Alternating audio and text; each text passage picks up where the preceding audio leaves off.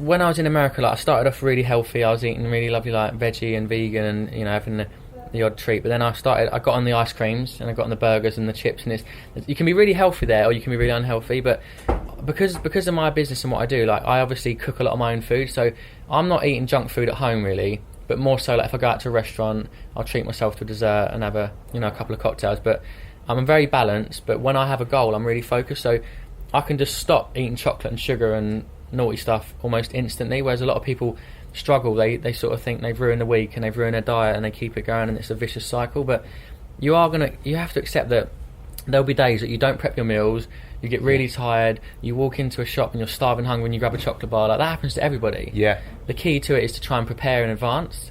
And I always say, fat loss and nutrition doesn't need to be difficult. It's just about taking it back to basics, like go food shopping and get healthy ingredients. Try to avoid buying junk food. You're leading me back to that. I want to talk about the downtime bit. So you do have a couple of cocktails every once in a while. Oh yeah, of course. Yeah, I mean, I'm like normal. Like, I love a night out. I love a chocolate bar and a bit of ice cream, but it's rare. It's a treat for me. It's like once a week, for example. Once a week. Yeah, like I get drunk probably twice a month. Yeah, like go out get boozy, but I don't have like wine and beer and that in the week because I only drink really when I'm out with my pals and stuff. But I think it depends what sort of industry, and if you're in like a kind of PR or really social job, when you're expected to go out and drink for work, you're gonna have to. You expected to drink, so it's pressures from that socially. But I do just go to the loo, 3 drink down the loo, and it looks like you've drunk it. Yeah, and the sack's a bit wobbly when you come out.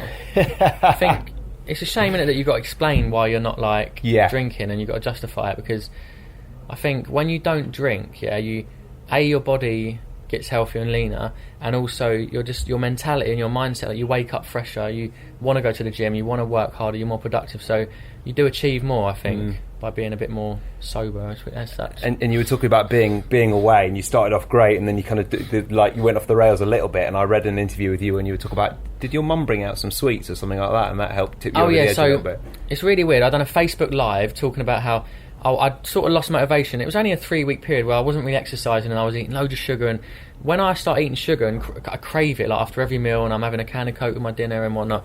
So I'd done a little Facebook Live and said, look, just so you know that even though I'm really into my fitness and really, motivated normally 100% all the time, it is normal to have periods, especially when you're not in the mood during the winter, to have those things. And like the Daily Mail picked it up and loads of magazines like, the body coach has lost the plot, he's having a mare. And then, I'm not like someone who gains body fat really quickly, but it's more of an energy thing. I was knackered, I was tired, and I was thinking, I'm just going to quit this now and just go back to eating healthy. And it's that message that I try and give people, that when you start eating really healthy food, you don't crave those junk foods as much, and you also really feel the difference in your energy levels.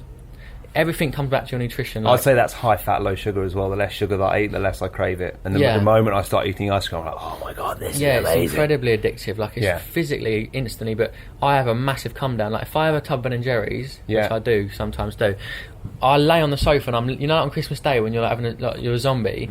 I get that feeling of like high energy to seriously getting crashed. You don't have a whole tub of Ben & Jerry's these days. Have you seen the flavours out there? Like, the flavours out there are unreal, mate. They're like way better than the flavours here. So I can do a 500ml tub of Ben & Jerry's if I want. But like I said, that's like very rare.